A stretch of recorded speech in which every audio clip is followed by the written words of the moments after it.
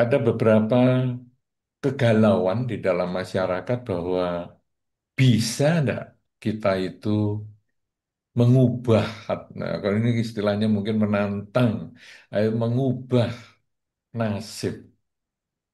Apalagi kalau kita nasibnya ini sudah terlahir di keluarga tertentu. Ya, kalau mungkin kita hanya karena kerja di satu tempat tertentu, kita bisa mengatakan ya nasib lah nanti saya bisa ganti. Kemudian kalau saya mungkin kuliah di tempat tertentu, nah, kondisinya tidak terlalu nyaman, saya juga bisa mengatakan nah ganti sajalah karena kondisinya nggak nyaman. Tapi kalau kita terlahir di keluarga tertentu, ini yang agak puyeng. Karena kita tidak bisa mengatakan, ah tetangga sebelah lebih enak, saya pindah ke sebelah aja. Orang tua saya yang ini kurang nyaman nih, saya pindah ke sebelah aja. Orang tua yang sebelah lebih bagus atau orang tua teman saya lebih bagus. Kita tidak bisa. Nah, kita bisa nggak ngubah nasib seperti ini kalau sudah terlanjur kita kelahiran di keluarga tertentu ini? Karena kita waktu dilahirkan tidak bisa memilih orang tua kita.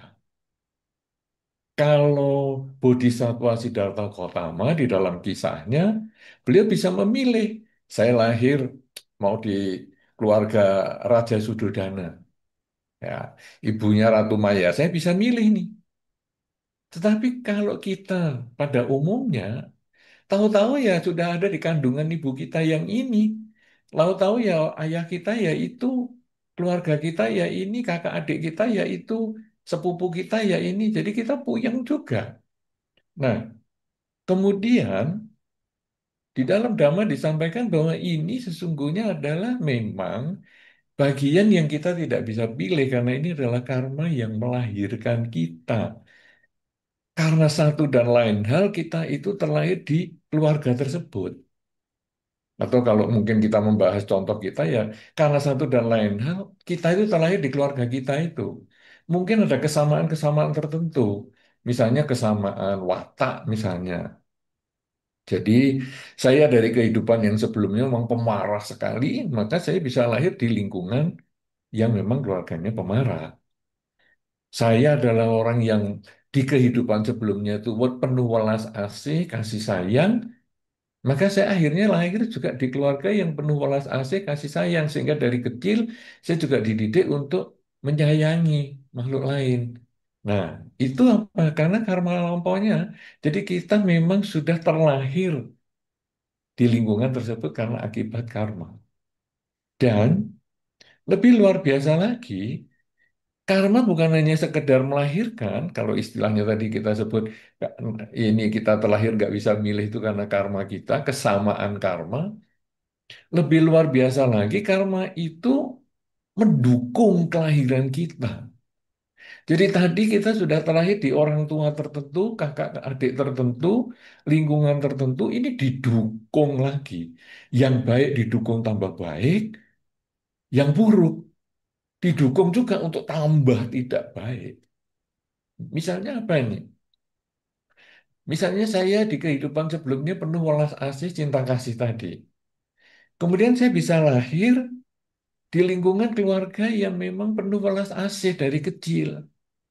Sehingga saya dari kecil itu dididik untuk menolong makhluk lain yang menderita, jangan membunuh. Jadi dari kecil sudah dikondisikan menjadi lebih baik, tambah baik. Sebaliknya, saya yang dari kehidupan sebelumnya mungkin pemarah, jahat, lahir di keluarga yang pemarah juga, jahat juga, tetapi lebih dikondisikan lagi. Misalnya, lingkungan saya juga lingkungan yang pemarah-pemarah, bahkan pemabuan. Sehingga kalau sudah mabuk, marah-marah, lebih parah daripada keluarga saya yang lain. Nah, jadi selain ada karma yang melahirkan, mengkondisikan kita lahir di keluarga tertentu, ada juga yang menambah. Yang baik ditambah, yang buruk juga ditambah. Karena itu ada orang mengatakan, wah orang itu enak sekali ya. Kayaknya lahir di dengan piring emas, sendok dan garpu emas. Waduh, sudah begitu ganteng lagi, cantik lagi. Wah, luar biasa. Nah, jadi dia lahir dengan sendok garpu yang emas itu berarti dia lahir dalam kondisi keluarga yang kaya raya. Nggak bisa milih itu. Kemudian ganteng dan cantik ini berarti ada karma yang menambah lagi. Sudah ganteng, cantik, kaya raya. Sebaliknya yang itu kasihan ya. Lahir aja seperti nggak punya sendok, nggak punya piring. Jadi hidupnya itu menderita. Mungkin katakanlah secara ekonomi menderita.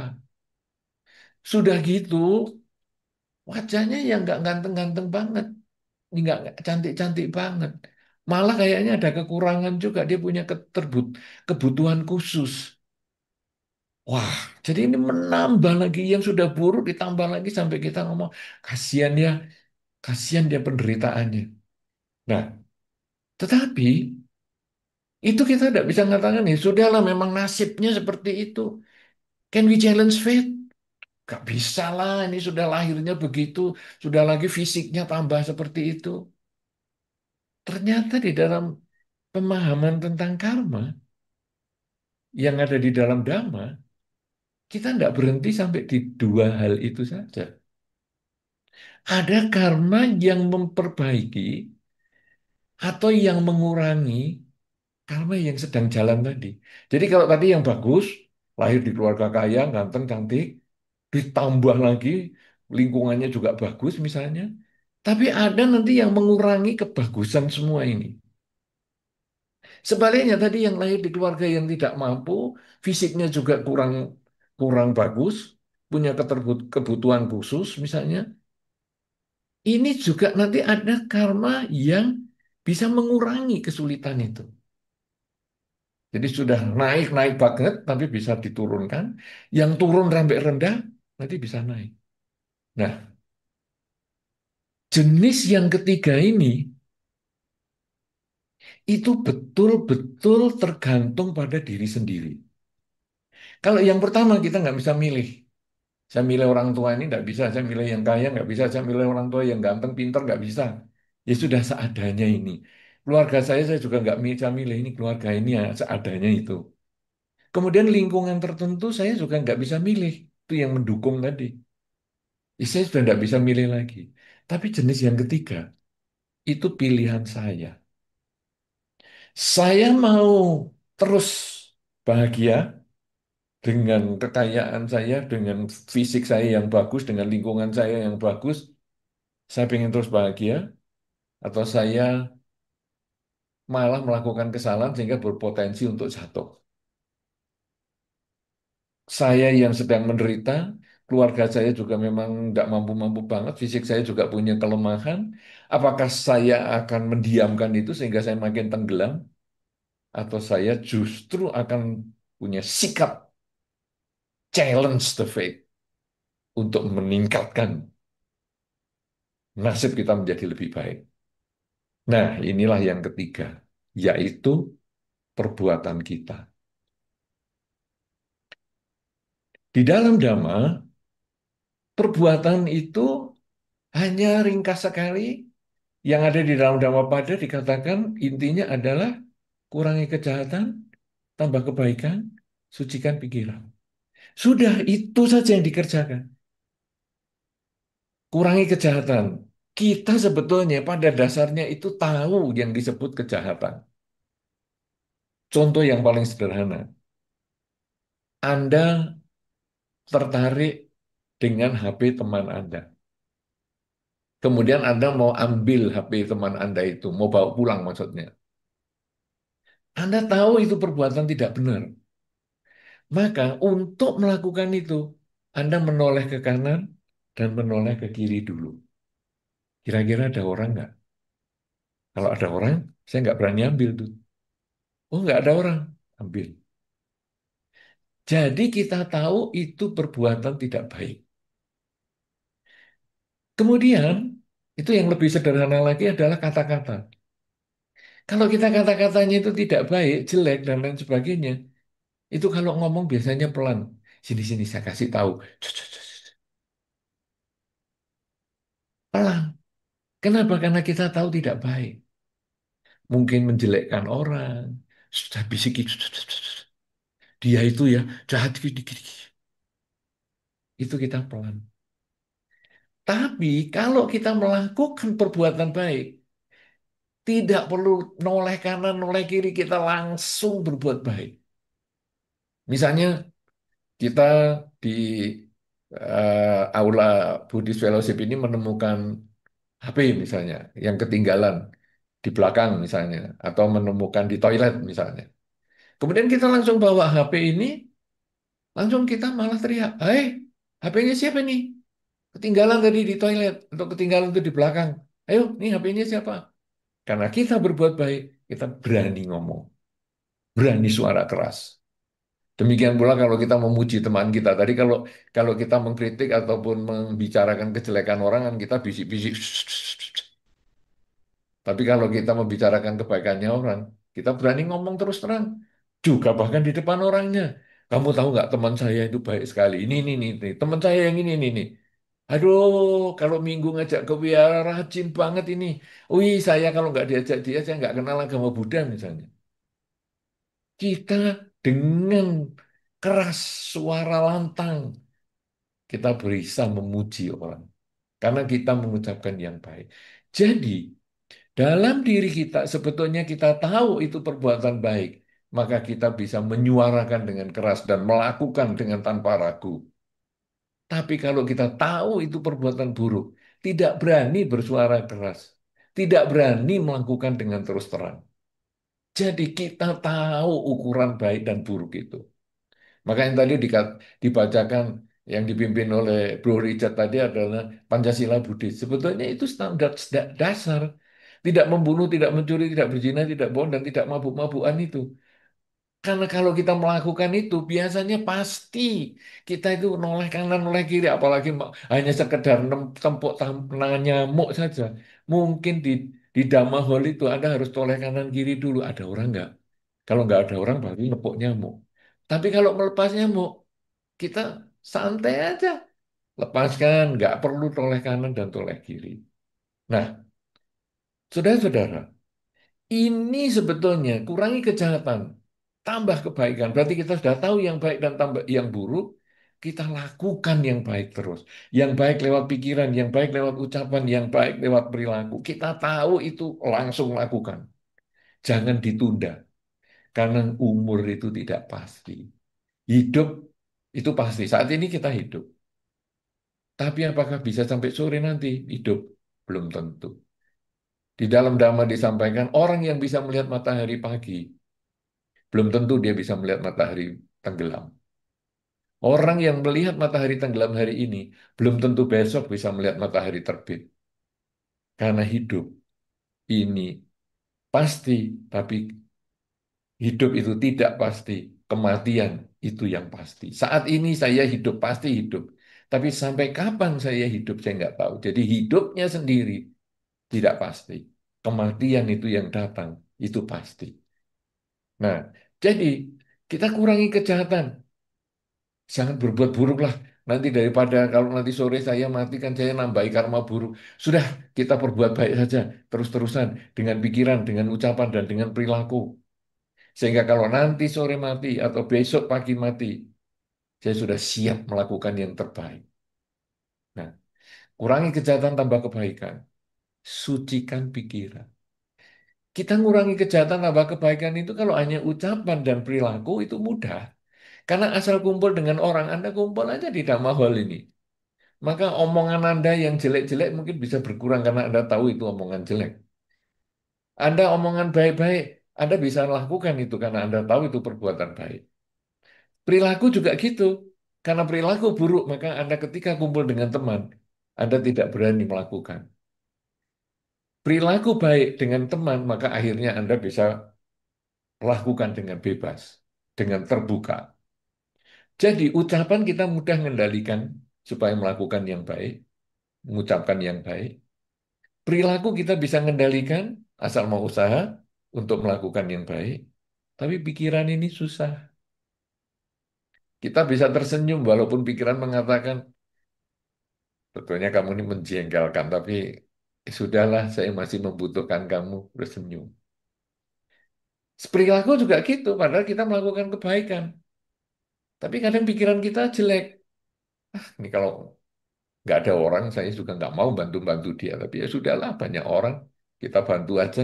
Nah, jadi sebetulnya kita tahu itu perbuatan baik dan buruk di dalam pikiran, tapi bisa dilakukan yang berbeda. Nah, tadi kita kurangi kejahatan tambah kebaikan. Ternyata yang ketiga ini adalah sucikan pikiran. Jadi kita melakukan kebajikan itu dengan tulus. Jadi pikiran ini harus dengan pikiran yang baik dan hindari pikiran-pikiran buruk. Kita sadari kalau pikiran buruk itu muncul dan kita mengganti pikiran buruk itu dengan kalimat semoga semua makhluk berbahagia. Semoga semua makhluk bahagia. Semoga semua makhluk bahagia. Sering-sering kita mengucapkan itu sehingga pikiran buruk itu bisa kita usir dari diri kita. Dan kalau pikiran buruk ini bisa kita usir dari diri kita, sampai akhirnya kita ditanya, kapan ya kamu terakhir punya pikiran buruk? Kapan ya? Saya lupa ya. Mungkin dulu sebelum pandemi atau apa, saya pernah punya pikiran buruk, tapi akhirnya nggak mikir yang begitu. Nah, itu berarti pikiran baik sudah muncul. Nah, kalau ucapan baik, perilaku baik, dan pikiran baik, maka orang yang tadi terlahir di keluarga yang kaya raya, fisiknya bagus, ganteng, cantik misalnya, kemudian lingkungannya juga bagus, terus dia banyak berbuat baik dengan pikiran, ucapan, dan perbuatan, maka dia akan bertambah bahagia hidupnya. Jadi, tema kita misalnya, can we challenge faith? Faith itu tidak harus yang negatif loh. Kalau sekarang challenge faith-nya tapi faith yang baik ini masa kita mau challenge supaya jadi buruk? Kan tidak. Faith itu bisa berarti juga yang positif. Nah, jadi kalau gitu kita justru yang nasib yang baik ini harus kita tingkatkan supaya menjadi lebih baik. Nah, kalau nasib buruk, can we challenge fate? Betul. Jadi akhirnya sekarang gimana nih kita memperbaiki yang buruk tadi? Karena kita sudah lahir di keluarga yang memang kurang mampu, fisik saya juga lemah, kemudian lingkungan saya juga tidak baik. Tetap kita harus berbuat baik dengan pikiran kita, dengan ucapan kita, dengan perilaku kita. Sehingga ketika kita terus menambah karma baik dan mengurangi kejahatan, maka itu nanti seperti di dalam damai yang disampaikan bahwa kalau kita punya segelas air yang kemudian terisi sesendok garam, maka kurangi kejahatan, jangan menambah garam yang baru. Tambah kebaikan, tambahlah air. Jadi kalau garam yang sesendok ini tidak ditambah lagi, air yang segelas ini ditambah terus, kebajikannya ditambah terus, ditambah terus, ditambah terus, sampai menjadi 3 gelas, sampai menjadi satu satu tempayan yang besar, maka garam yang sesendok ini menjadi tidak terasa karena perbandingannya yang terlalu besar antara jumlah garam dengan jumlah airnya. Kalau sudah begitu, walaupun ada karma buruk yang kita miliki, mungkin kita terlahir di lingkungan yang tidak baik dan fisik yang tidak baik, tetapi karena karma baik kita ini terus bertambah, terus kita tambah setiap saat, kurangi kejahatan, tambah kebaikan, dan sucikan pikiran terus itu kita lakukan. Kita menambah air, menambah air, menambah air, maka hidup kita bisa berubah. Ada saja nanti rezeki yang tadi semuanya sudah nambah turun, turun, turun, tapi karena kita berbuat baik ini mengubah nasib kita. Bisa bertolak belakang dari awal. Itulah makanya kalau kita melihat tokoh-tokoh yang terkenal itu misalnya lahir di keluarga miskin, menderita, kemudian dia melakukan berbagai perbuatan baik, terus menambah dengan karir dan sebagainya, akhirnya karirnya menjadi sukses, sampai akhirnya orang tuanya bisa dibantu, didukung, sampai menjadi orang sukses juga orang tuanya di daerahnya. Itu adalah karena dia bisa mengubah nasibnya. Yang kalau di dalam Dhamma dikatakan sebagai karma yang memotong. Jadi, sekarang kalau kita lihat ada 4 jenis karma ini. Karma yang melahirkan, kita tidak bisa pilih. Yang kedua, yang mendukung kelahiran ini juga nggak bisa pilih. Lahir di keluarga kaya, ganteng, cantik, nggak bisa milih. Lahir di keluarga tidak mampu, fisiknya punya kekurangan, juga tidak bisa milih. Yang kita bisa lakukan adalah karma yang ketiga, yaitu perbuatan kita. Dengan kurangi kejahatan, tambah kebaikan, dan sucikan pikiran.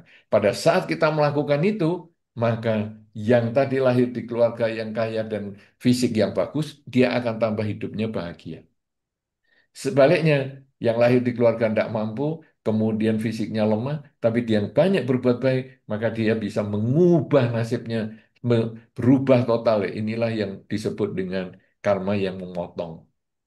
Nah, kalau sekarang yang orang lahir di keluarga yang kaya, kemudian fisiknya bagus, tetapi dia mengurangi perbuatan baiknya, menambah kejahatannya, dan mengacaukan pikirannya dengan mabuk-mabukan narkoba dan sebagainya, maka dia bisa memotong karmanya juga bertentangan dengan lahir yang awal tadi, yaitu mungkin dia jadi mati dengan sakit-sakitan karena ketagihan narkoba misalnya, atau ketika dia sedang mabuk mengendarai kendaraan, kecelakaan sampai lumpuh misalnya, sehingga kekayaan dan kegantengan atau kecantikannya ini menjadi tak berarti lagi. Ini semua bisa berubah kalau perilakunya tidak melakukan kurangi kejahatan, tambah kebaikan, dan sucikan pikiran. Dengan cara ini maka sebetulnya nasib bisa kita ubah. Tapi kalau kita hanya diem-diem saja, ya kita akan jalani nasib yang tadi hidupnya sukses, ya sudah dari orang tua, kemudian didukung, terus ya enggak banyak melakukan apa-apa, ya dia jalannya normal-normal saja. Tapi kalau dia menambah kebajikan lagi, mengurangi kejahatan, menyucikan pikiran, dia akan meningkatkan kualitas kebahagiaan yang sudah dia dapatkan. Nah, yang ini juga gitu. Ah, ya sudahlah, aku lahir di keluarga tidak mampu, ya memang tidak bisa apa-apa, apalagi fisikku yang memang lemah gini. Sudahlah, biasa-biasa aja saya jalani, masih hidup gini ya sudah lumayan lah. Ya akhirnya dia tidak bisa memotong karmanya, ya dia jalani aja. Tidak sesuai dengan tema kita, challenge the fate ini. Kita harus harus berjuang. Karma itu adalah niat. Berarti karma itu adalah perjuangan, adalah usaha, adalah tindakan, bukan cuma terima. Itu hanya buah, ya, menerima buah karma, tapi kita harus memperjuangkan supaya kebahagiaan itu bisa kita dapatkan. Nah, saudara-saudara, ini kita berbicara tentang karma. Tetapi sebetulnya, kalau tadi challenge faith ini kan kelihatannya seperti tentang hal yang negatif. Negatif dan positif itu sebetulnya adalah tergantung pada pikiran kita. Kalau cocok dengan pikiran kita, cocok dengan keinginan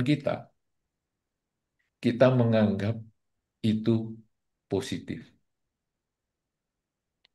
Kalau hal itu tidak cocok dengan keinginan kita, maka kita menganggap negatif. Contohnya, misalnya ada makanan semangkok mie. Kemudian kita makan, kita ngomong enak. Kenapa mie ini enak? Karena cocok dengan keinginan saya. Keinginan saya, mie-nya rasanya teksturnya seperti ini, panasnya juga seperti ini, kemudian bumbunya ya seperti ini. Suasana tempat makannya juga seperti ini. Wah, ini enak nih mie-nya ini. Kita merasa cocok. Tapi orang lain mengatakan di sebelah kita yang makan juga yang sama mie-nya. Enak ini, apa ini teksturnya terlalu kenyal ini, bumbunya nggak nendang sama sekali, nggak ada rasa ini, ya panasnya juga kurang panas ini kalau menurut saya ini seperti mie yang sudah dari tadi pagi misalnya. Jadi mie yang sama untuk seseorang yang cocok dia mengatakan bagus, baik, enak. Mie yang sama untuk orang yang tidak sesuai keinginannya dia mengatakan nggak enak. Jadi dari contoh mie ini, kalau kita bercerita tentang nasib, ini juga sama. Wah, nasib baik. Kadang-kadang kita menyoroti orang dengan ngomong nasib baik. Si A ini nasibnya baik sekali. Tapi si A ditanya, aduh hidupku itu menderita banget. Aduh, sakit-sakitan aku ini sebetulnya.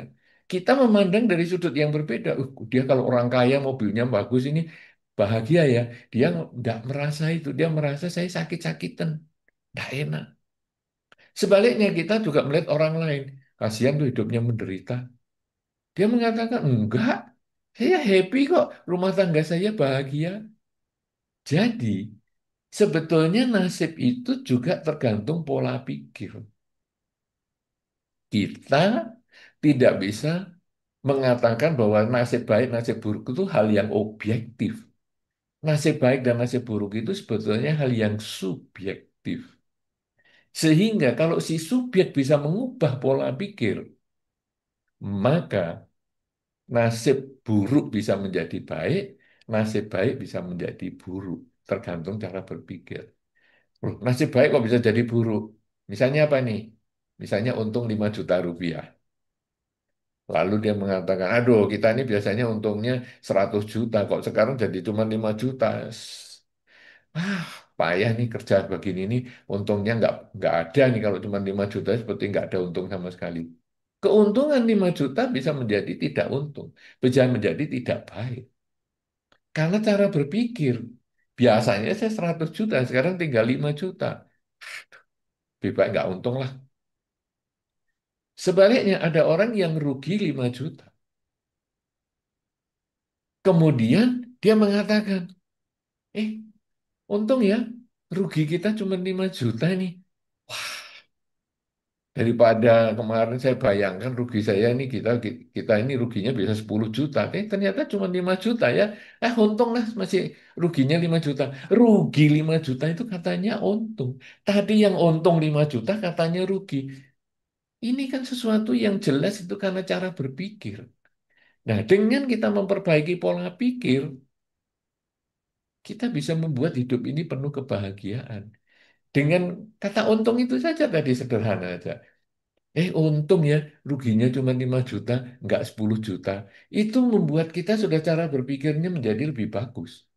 Sehingga kita tidak gampang menyerah.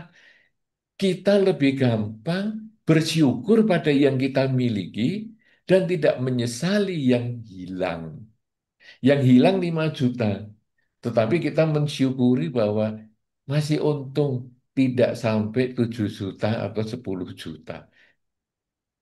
Ini sama dengan kalau kita pas bekerja kemudian tangannya terluka, lecet.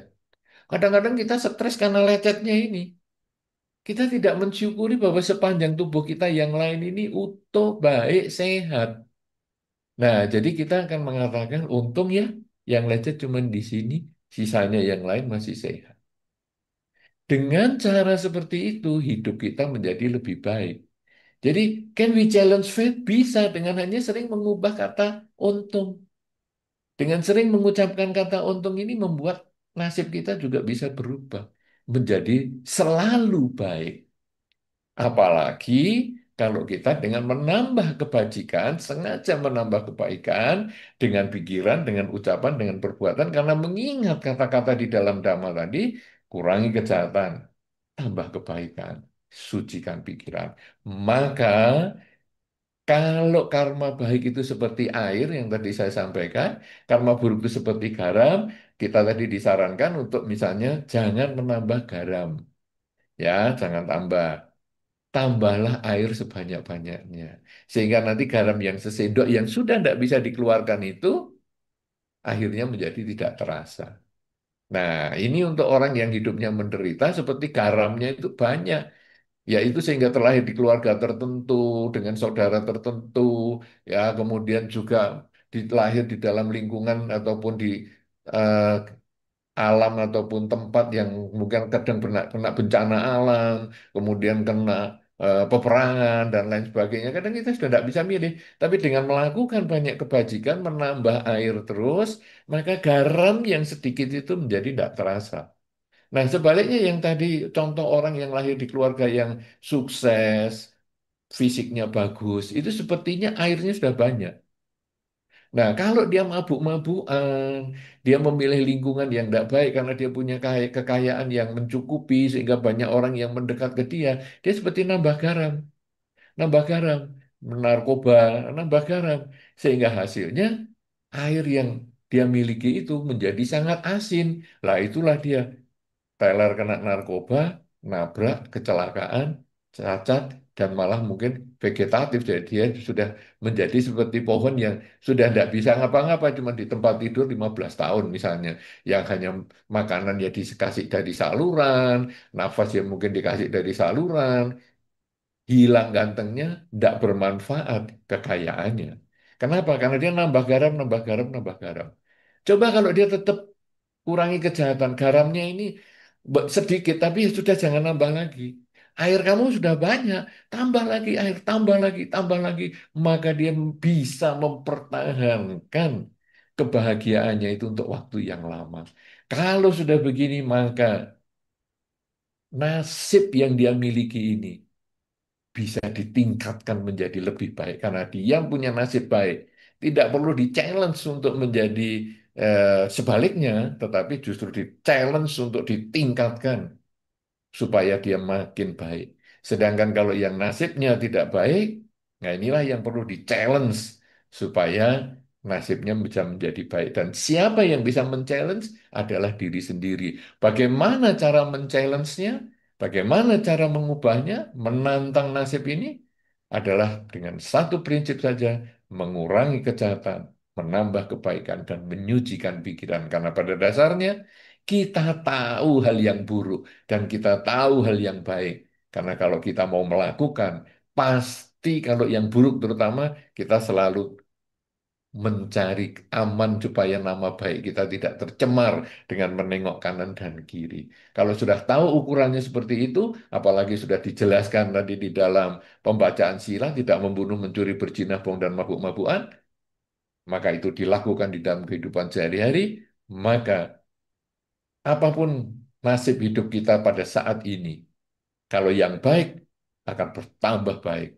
Sedangkan kalau yang buruk akan berubah pada waktunya menjadi lebih baik. Can we challenge faith? Jelas bisa. Kalau yang baik kita tambah menjadi lebih baik, yang buruk juga kita bisa perbaiki agar menjadi lebih baik, tambah baik untuk waktu-waktu mendatang di kehidupan ini maupun di kehidupan-kehidupan yang selanjutnya. Saya kira ini yang bisa saya sampaikan sebagai pengantar tema kita yang sangat bagus ini. Mudah-mudahan nanti di dalam diskusi kita bisa melakukan pendalaman sehingga tema kita ini bisa menambah semangat kita untuk menambah kebajikan, mengurangi kejahatan, dan menyucikan pikiran, yaitu menjaga kesadaran setiap saat, ya selalu mengucap dalam batin saat ini sedang apa, ataupun semoga semua makhluk bahagia, sehingga hasilnya kita nanti pun akan memperoleh kebahagiaan. Saya kira demikian, saya kembalikan kepada Saudara Willy. Terima kasih. Ya, terima kasih Bante atas uraian damanya. Sangat menarik karena tadi saya sempat tidak berpikir kalau sudah baik, kita tingkatkan lebih baik lagi. Karena kayak kita lebih mikir kalau lagi buruk, ya kita ubah menjadi baik. Kalau sudah baik, ya sudah di situ aja mungkin. Ya ternyata ini suatu sudut pandang yang menarik. Ya, mungkin kita bisa mulai sesi Q&A pada siang hari ini. Jadi sekali lagi saya jelaskan untuk teman-teman yang ada di Dhamma Hall, jika mau bertanya nanti tinggal angkat tangan saja ya. Kalau ada yang online, tinggalkan komen di YouTube. Dan mungkin saya mulaikan dulu dengan satu pertanyaan Bante, karena tadi kan Bante sudah mulai tentang menceritakan tentang ada karma yang lahir, karma mendukung, perbuatan baik, dan juga karma yang memutus. Nah, pertanyaan saya ini mungkin kalau karma saya analogikan sebagai sebuah buku tulis, Bante, buku tulis putih yang lalu ketimpa tinta. Jadi buku tulis putih itu ketimpa tinta, kan biasa tinta itu nembus ya Bante. Nah itu anggapnya mungkin eh, karma buruk, terus nembus beberapa lembar. Pertanyaan saya Bante, kalau pakai analogi ini, kapan kita harus mulai melakukan perbuatan baik? Karena kan kita sekarang banyak kan mikirnya kita mau usaha yang sedikit tapi hasilnya maksimal. Jadi bisa gak Bante kita skip to the good part gitu Bante? Jadi langsung di skip aja berapa lembar, langsung mulai ke lembaran baru. Ataukah harus kita mulai sedikit demi sedikit? Bagaimana menurut pendapat Bante? Ya, ini pertanyaan yang menarik ya. Jadi, karma ini seperti buku, buku bersih, kemudian ketetesan tinta. Cuman kan tidak dibahas juga, tintanya ini berapa halaman ya yang kena. Kalau tintanya itu cuma halaman pertama dan sedikit ya, kita nggak usah pusing itu. Lakukan lagi yang belakang-belakangnya kita langsung tulisi semua. Tapi kalau itu hampir satu buku, maka kalau tadi kurangi kejahatan tambah kebaikan, tintanya jangan ditambah lagi. Kita jangan mengkondisikan tinta menetes lagi di buku kita ini. Karena kalau sekarang di situ ada katakanlah tetesan tinta. Kemudian kita merasa, ih, buku saya kok ketetesan, kecipratan tinta ini. Atau mungkin minyak lah ya, karena tinta sekarang sudah jarang dipakai. Tapi misalnya minyak, aduh ketetesan minyak. Ya kita jauhkan. Yang sudah kena minyak, ya sudah. Itu tadi yang dikatakan bahwa kalau sesendok garam ini sudah nempel ataupun sudah ada di dalam larutan itu sudah jangan diurus. Kita nambahin airnya saja karena kita mau mengeluarkan garamnya ini juga nggak bisa. Ataupun kalau bisa masih pakai proses laboratorium yang rumit sekali. Dan ini cocok dengan apa yang Anda sampaikan tadi. Usaha dikit hasilnya maksimal. Nah, jadi sekarang tintanya di buku itu misalnya. Anda bisa menggunakan proses kimia tertentu, ya, kemudian diasap tertentu, kemudian dikeringkan tertentu, tintanya bisa hilang. Tetapi itu usaha yang keras, usaha yang ribet, hasilnya buang waktu. Nah, jadi gimana sekarang? Ini berapa banyak yang kena tinta? Ya sudah, kita abaikan yang kena tinta, jangan mengkondisikan kena tinta lagi, jadi berdekatan dengan sumber-sumber penderitaan itu tadi, yang buruk itu, kemudian kita mulai menggunakan yang baik. Dan kemudian mungkin kita ada usaha untuk menambah lembar-lembaran buku kita yang lain, supaya yang putih ini menjadi lebih banyak. Yang sudah ada tintanya ya sudah. Ibaratnya tadi luka ya, ya sudah, kita jangan ngurusi lukanya ini terus disesali sampai 2 minggu, malah bikin trauma, kita tidak berani memasak karena takut luka dan sebagainya, tidak ada gunanya.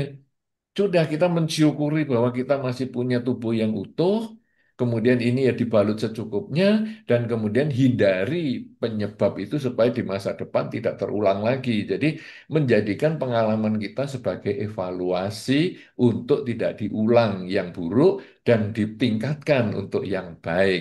Nah, jadi sekarang hasil yang hasil yang banyak dengan usaha yang sedikit ini maksudnya apa? Tinggal kita melihat seberapa banyak tinta itu masih ada.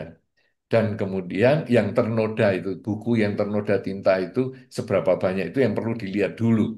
Yaitu karma buruk kita ini sudah seberapa banyak. Dan kita harus bersyukur kita masih hidup. Bersyukur kita masih punya kesempatan untuk berbuat baik dengan pikiran, ucapan, dan perilaku. Walaupun mungkin saya terlahir di keluarga tertentu yang kurang bahagia, walaupun saya punya kekurangan fisik, walaupun saya punya lingkungan yang kurang baik, tapi saya harus tetap punya pikiran baik, ucapan baik, dan perbuatan baik karena saya bisa untuk mengurangi ketamaan, kebencian, kegelapan batin, dan lain sebagainya. Kita kemudian terus berusaha berbuat baik, maka buku kita ini, walaupun mungkin lembarannya tinggal sedikit, tapi yang kita tulisi bisa banyak karena kita membuat tulisan yang lebih rapi, kita tidak perlu mikirkan tadi lembaran-lembaran awal yang kena tinta itu, atau mungkin mungkin di satu lembar ini di tengah ini ada tintanya, ya kita tulis dengan pelan-pelan semuanya yang di lembar-lembar yang tidak ada tintanya, sehingga di tengah kita memetik karma buruk tintanya tadi, kita masih tetap melakukan yang baik. Jangan malah, ya ini tintanya kok kena di tengah ya. Sudahlah sekalian yang lain dikasih tinta. Itu artinya bahwa hidupku kok buruk ya. Kebaikanku kok cuma sedikit. Karma baikku kok sedikit. Ya sudahlah aku berbuat jahat dan jalan. Terus menambah kejahatan. Terus melanggar sila saja. Biar seluruh lembar ini buruk semua, kena tinta semua. Enggak. Walaupun tintanya sebesar apapun juga di halaman kita, kita menulisnya pelan-pelan sehingga di tengah penderitaan kita, kita masih punya kesempatan berbuat baik. Karena kebajikan itulah yang akan mengubah nasib kita. Begitu apakah Saudara Willy sudah bisa memahami? Sudah Bante. Baik, terima kasih Bante. Ya, mungkin saya coba lihat di Damahol ada yang mau bertanya? Belum? Kalau belum, saya lanjutkan dari pertanyaan yang kami terima dari YouTube, Bante. Saya bacakan pertanyaannya. Nama saya Nyana Susilayani. Mohon izin bertanya, dalam konsep hipnoterapi dipercayai adanya warisan karma leluhur. Bagaimana pendapat Buddhis mengenai hal ini? Ada umat Buddha yang ikut retret tempat tertentu. Di sana sewaktu interview ditanya terus apakah dapat nimita. Dia hanya jawab, gak ada. Karena ini, dia merasa dirinya takdir, gak bisa meditasi. Akhirnya depresi dan bilang, ya sudah, saya sudah fate-nya, takdirnya gak bisa meditasi. Bagaimanakah menghilangkan kesedihan orang yang demikian? Orangnya itu sampai stres, sampai tidak mau meditasi, dan hanya mau berdana. Mohon nasihat bimbingan Bante mengenai hal ini. Oh, Baik. dua pertanyaan yang berbeda, Bante. Tadi yang warisan leluhur itu kan ya tentang ini kan, tentang kesulitan untuk meditasi ini toh. Itu pertama dalam konsep hipnoterapi, Bante. Betul. Tapi Ya, kan tentang kesulitan dalam meditasi ini toh sebetulnya. sepertinya dua pertanyaan berbeda, tapi agak sambung, Bante. Oke, ya Ya, saya coba. ya, yang pertama itu hipnoterapi, eh, adanya warisan karma leluhur. Yang kedua itu tentang tidak bisa meditasi. Jadi dia percaya kayaknya sudah takdirnya dia tidak bisa meditasi. Jadi latihannya berdana saja. Karena kalau saya mendengarkan pertanyaan ini, sepertinya warisan leluhur ini contohnya yang tidak bisa meditasi ini. Iya, Sepertinya itu karena dia tidak memberikan contoh warisan karma leluhur ini. iya, kemungkinan begitu, Bante. Ya, jadi sepertinya begitu. Nah, jadi mungkin orang ini hipnoterapis sehingga dia melihat kesulitannya adalah sebagai warisan leluhur, karma leluhur. Karena di dalam Buddhis sebetulnya pandangan tentang warisan karma leluhur ini tidak ada. Jadi adanya ya seperti tadi, misalnya yang melahirkan, kemudian yang mendukung, yang mengurangi dan memotong itu salah satu bentuk karma. Ya, kemudian masih ada beberapa yang lain, tetapi yang warisan leluhur ini tidak ada. Nah, kalau seandainya ini dicontohkan dengan kesulitan di dalam meditasi, ya, karena dia kemudian dia mengatakan, "Nah, sudahlah ini takdir saya." Nah, takdir ini saya membacanya itu sebagai warisan dari leluhur, berarti dia menganggap ini adalah karma lampau saya.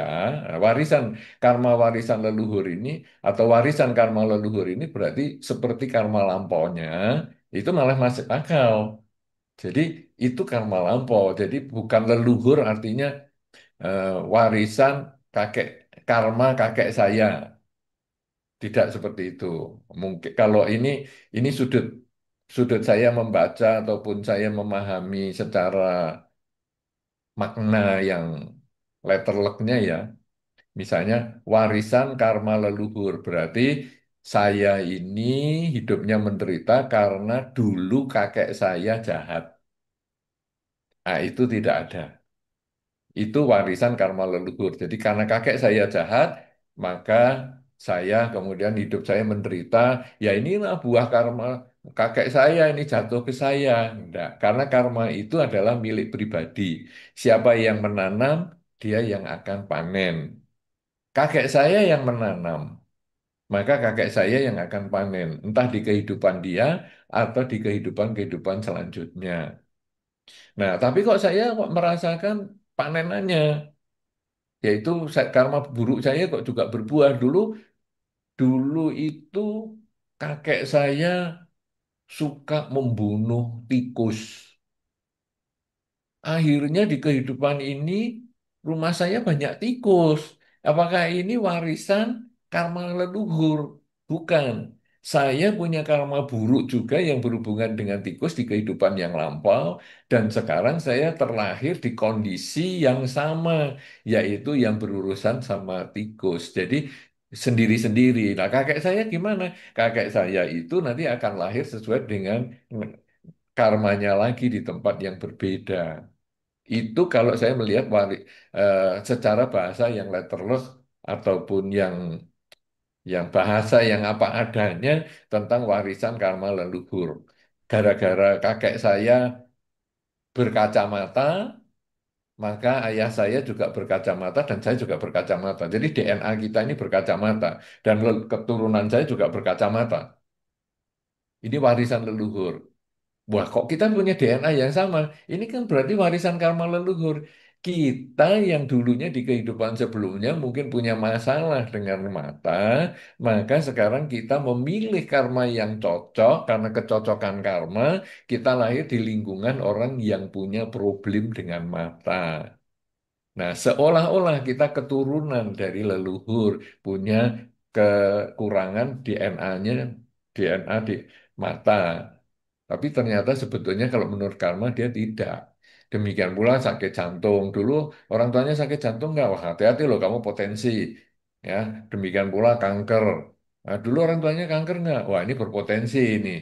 Ya, nah jadi penyakit-penyakit turunan itu seolah-olah itu warisan dari leluhur. Sebetulnya di dalam dhamma justru kebalikan. Kita masuk ke lingkungan itu karena kita sudah punya kekuatan karma yang mirip, yang sama dengan keluarga di situ. Maka akhirnya jenis mencari jenis, ketemulah kita. Jadi sama-sama dulu keluarga saya ini kakek saya sakit mata, menggunakan kacamata, silindris misalnya, DNA-nya. Nah, maka akhirnya semuanya silindris semua sampai saya, sampai turunan-turunan saya. Dulu orang tua saya itu kena diabetes, ya DNA-nya kemudian saya juga dan turunan saya ya diabetes yang versi satu misalnya golongan satu yang memang karena turunan itu adalah karena kita berkumpul di sana karena mempunyai kesamaan karma. Ibaratnya Anda berkumpul di Dhamma Hall ini ya karena kesamaan, ada beberapa kesamaan, yaitu sesama manusia, sesama umat Buddha, tetapi nanti setelah acara ini selesai, Anda tidak akan kumpul lagi karena Anda pulang ke rumah masing-masing. Tadi sebelum datang juga Anda berangkat dari rumah yang berbeda-beda, dengan jalan yang berbeda-beda, dengan sarana transportasi yang berbeda-beda, kemudian kumpul di satu tempat yang Dhamma Hall di Buddhist Fellowship ini.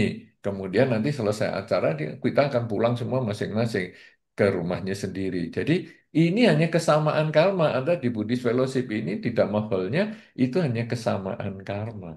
Itulah yang kemudian jadi lahir di keluarga tertentu.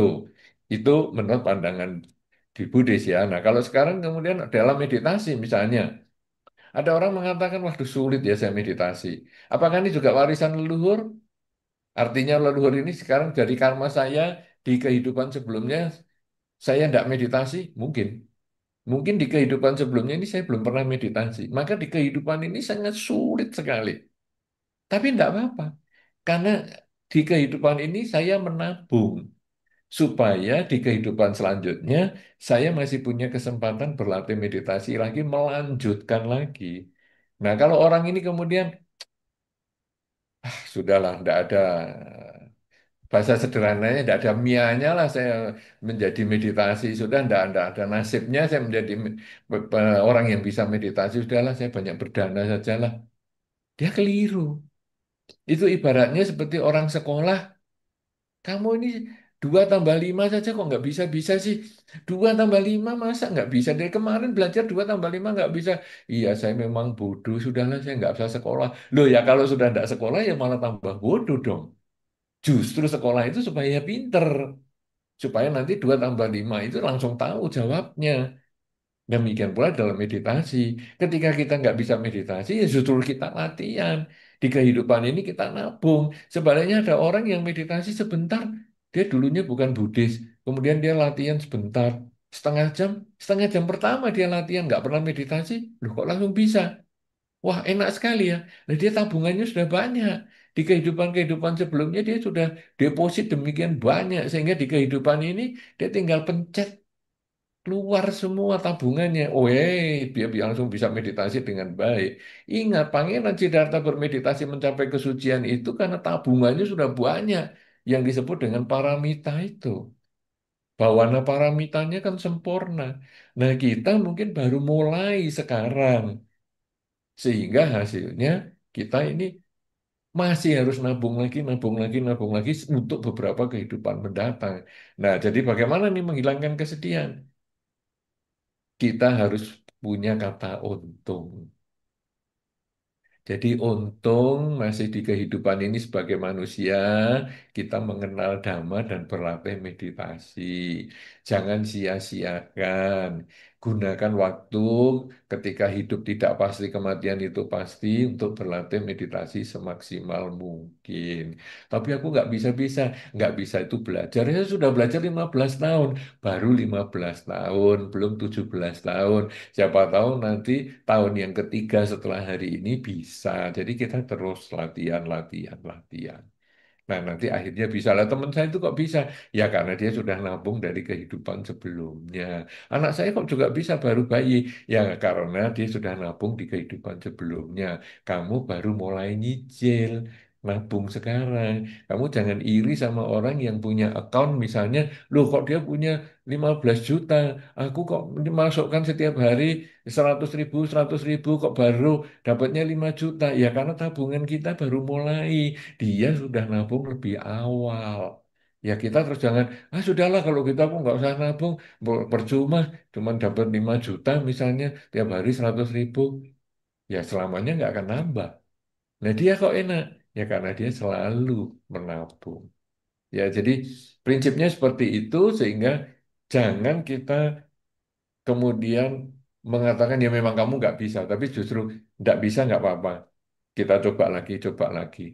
Thomas Alva Edison itu loh, perlu 3.000 bahan, materi, material untuk membuat lampu pijar. Dan setelah 3.000 dia akhirnya mengatakan bahwa saya telah mengetahui ada 3.000 jenis logam yang tidak bisa menjadi penghantar cahaya, penghantar panas. Nah, jadi itu dia belajar, belajar, belajar, belajar sampai akhirnya dia bisa. Ya, begitu mudah-mudahan bagi si penanya bagusnya juga nanti menyebutkan kota ya. Jadi supaya bisa panitia tahu bahwa acara ini diikuti dari banyak tempat juga. Saya kira demikian, terima kasih. Silahkan, masih ada pertanyaan lain? Iya. Baik, terima kasih Bante. Tidak mahal ada yang mau bertanya? Belum ya? Wah, tunggu. Ya, Bante ada pertanyaan dari Damahal Bante. Hmm. Dari Brother Richard. Selamat siang Bante, terima kasih atas dakwah di sana yang telah diberikan.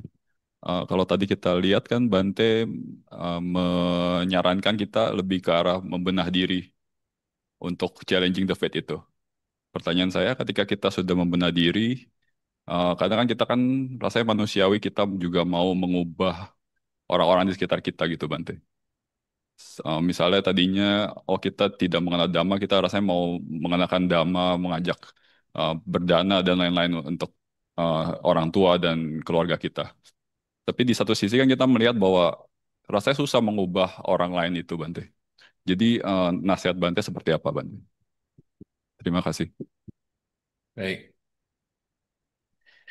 memang benar kita harus mengubah diri. Itu betul ya. Jadi kita tidak bisa menggantungkan orang lain supaya kita nasibnya jadi baik. Tidak bisa. Kita harus memperbaiki diri, mengurangi kejahatan, menambah kebaikan, menyucikan pikiran, baru kita bisa hidupnya bahagia. Nah, tentu hal ini juga kita pengen kasihkan ke orang lain. Ibaratnya kita punya makanan yang enak, masa teman kita nggak kita bagi, masa keluarga kita nggak kita bagi, kan namanya makanan enak. Jadi itu makanan aja kita begitu kan. Apalagi sesuatu yang lebih bersifat mental ya, jadi spiritual. Sehingga sayang banget nih kalau nggak dibagikan pengetahuan ini. Nah, Anda bagikan. Tapi sulit dia mengenalkan, memang sulit. Itu seperti gelas yang kalau tertutup. Kadang-kadang sulit sekali mau diisi air, padahal gelasnya kosong ya. Tertutupnya diisi air, bahkan diletakkan di bawah air terjun aja, nggak ada airnya di dalam sini. Tapi begitu dia mau buka, keluar kesempatan untuk mendapatkan air. Nah, jadi sekarang bagaimana ini? Karena kita memang sulit untuk mengenalkan kepada orang lain. Kita hanya mengkondisikan aja. Seperti misalnya acara ini di live streaming kan di YouTube misalnya. Kenapa? Karena ada kemungkinan pada saat ini orang-orang ada yang sibuk sehingga dia tidak bisa datang ke Buddhist Fellowship. Itu bisa. Jadi dia ikutnya di rumah. Nah, kemudian ada juga yang hari ini dia ada kesibukan sehingga tidak bisa berada di tempat ataupun dia mengikuti secara live streaming. Itu juga ada karena kebetulan ada kesibukan yang lain. Tetapi dia nanti bisa mendengarkan rekamannya di kesempatan lain. Nanti malam mungkin dia santai sudah di rumah, dia putar hari ini. Nah, jadi kita mengkondisikan. Kalau semua harus harus offline, akhirnya kalau dia hilang kesempatan, dia tidak datang, dia sudah tidak punya kesempatan belajar lagi. Makanya sekarang saya selalu maunya online itu supaya apa? Supaya ada dokumentasinya. Dengan ada dokumentasinya, maka nggak tahu kapan itu akhirnya dia bisa membuka sendiri dan dia bisa mendengar tergantung misalnya eh, dia nyarinya gimana nih keywordsnya. Misalnya fate, nasib. Hari ini kok saya nasibnya jelek sekali ya. Gimana nih? Apa ya? Ada ceramah-ceramah tentang nasib nggak ya? Nasib, fate. Keluar ceramah ini. Nah, didengarkan. Oh, waktu hari ini dia tidak dengar, nggak minat. Besok dia nggak minat. Tahun depan mungkin minat. Atau 3 tahun lagi baru minat. Atau 10 tahun lagi baru minat. Tetapi karena dia terdokumentasikan dengan baik di YouTube misalnya, secara online, maka dia bisa akses setiap saat. Jadi, keluarga Anda, teman Anda tetap harus berbagi kepada mereka tentang kebajikan ini, cara-cara berbuat baik ini. Kenapa? Karena kita adalah kalyana mita, teman yang baik. Teman yang baik itu apa? Teman yang baik itu mampu atau berusaha mencegah temannya itu melakukan kejahatan. Berusaha mendorong temannya itu untuk berbuat baik. Nah, jadi seperti ini memberikan pengertian dhamma kepada lingkungan kita itu sebetulnya mendorong keluarga kita, teman kita, lingkungan kita untuk berbuat baik. Tentu saja kita harus melihat juga orangnya ya. Jadi orang ini kebetulan memang simpati dengan Buddhis. Nah, Anda bisa mengatakan, menurut Dhamma ya, kalau kita ini mau ngubah nasib atau mau challenge the fate itu, ya kita berusaha untuk berbuat baik. Karena kita harus perlu kurangi kejahatan, tambah kebaikan, sucikan pikiran. Itu kan seperti di buku Dhammapadala. Nah, ini karena dia mengenal Dhamma. Tetapi dia tidak mau tahu Dhamma. Cuman dia merasa, kamu kok hidupnya happy terus sih, gimana sih? Dan dia tidak tidak terlalu berminat tentang agama Buddha, maka Anda juga tidak perlu mengatakan menurut Sang Buddha, menurut Dhammapada, tidak usah. Anda cukup menjelaskan tentang nilai-nilai kebajikan itu saja, tanpa harus merek-merek, sehingga dia mendengarkan, oh ya ya, benar juga ya. Cobalah nanti saya cobanya. Nah, jadi Anda sebagai kalyanamita, kita semua adalah saling berkalyanamita, saling menjadi teman yang baik, harusnya saling mengingatkan. Tapi masalah ingatan kita, peringatan kita ini apakah dia mau dengarkan atau ditunda, ataupun nanti untuk sampai yang akan datang, itu urusan dia. Tapi kita tetap punya kewajiban moral untuk membabarkan, mewartakan nilai-nilai kebaikan ini. Apalagi Anda bisa mengubah perilaku Anda menjadi lebih baik sehingga lingkungan Anda akan mengatakan, setelah sekarang kamu banyak berbuat baik atau setelah kamu kenal Dhamma ini ya, 3-4 tahun ini, berubah loh kamu ini. Sekarang jadi wah, ucapannya jadi lebih baik, perilakunya lebih baik. Wow, hebat nih. Kamu dari mana sih belajar gini-gini? Ya Dhamma. Dari mana? Kalau saya mau belajar awalnya gimana? Nah, kalau dia tanya begitu, itu berarti dia sudah seperti gelas yang tadi mulai membuka dirinya, tinggal diisi airnya. Tapi kalau kita sendiri setelah kenal Dhamma, kelakuannya tambah jelek, maka orang akan mengatakan percuma lah kamu aktif di wihara, apa gunanya kamu tambah jahat gitu, omonganmu tambah ndak karuan. Karena orang di luar itu dia tidak ikut puja bakti. Orang di luar tidak membaca buku-buku Dhamma. Orang di luar itu hanya melihat kelakuan kita itu bagaimana. Karena kelakuan kita mewakili ajaran Buddha itu sendiri. Kelakuan kita baik, maka orang luar akan berminat untuk bertanya kepada kita, apa sih yang membuat kamu jadi baik? Dulu kamu emosional kayak gitu ya, sekarang kok jadi baik? Apa sih yang penyebabnya? Nah, kenapa? Karena kita sudah berubah. Nah, orang luar hanya lihat kita. Kemudian, kamu kok jahat banget nih apa nih? Kamu ini ikut agama apa tuh? Kita bisa malu loh kalau kita dari awalnya sudah dikatakan, kamu kok kelakuannya kayak gitu sih, jahat banget. Kamu agamanya apa? Kita malu pasti. Karena kita tadi tahu kan, kalau mau berbuat jahat, kita mesti noleh kanan kiri dulu. Takut orang lain tahu. Wah, ini kok kejahatan kok jadi dikaitkan sama agama. Kita langsung ngomong, jangan kaitkan agama. Ini berbuat jahat itu ya urusan saya pribadi. Tapi orang melihat kita ini mewakili agama tertentu. Sebaliknya, kalau sekarang orang melihat, kamu jadi baik nih, gimana? 3 tahun yang lalu kamu nggak sebaik ini loh. Oh, saya soalnya setelah saya ikut agama Buddha itu saya berusaha lebih baik lagi. Oh, agama Buddha. Nah, mereka nggak belajar, mereka nggak ngikut, mereka nggak nonton YouTube dan lain sebagainya, tapi mereka melihat kita ini sebagai wakil agama Buddha.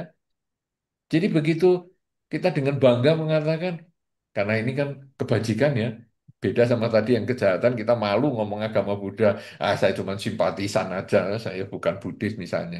Saya hanya setahun bisa cuma sekali kok ke wihara, malu. Tapi kalau yang tentang kebajikan, kok kamu bisa berubah jadi baik?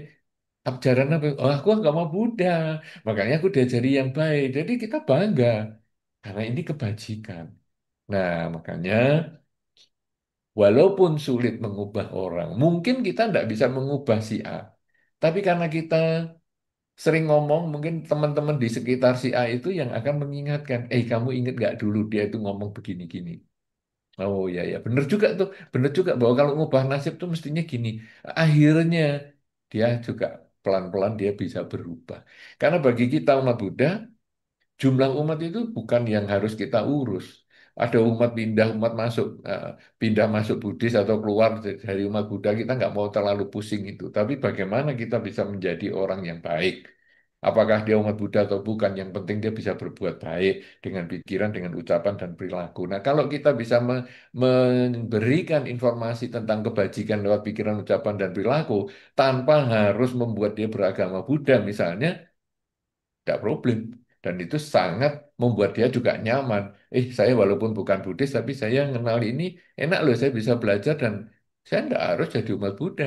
Karena kan di dalam Dhamma sudah berkali-kali disampaikan, belajar agama Buddha, belajar Buddha Dhamma, tidak harus menjadi umat Buddha. Nah, tapi kita kan mengajarkan kebajikan dengan contoh perilaku kita dulu.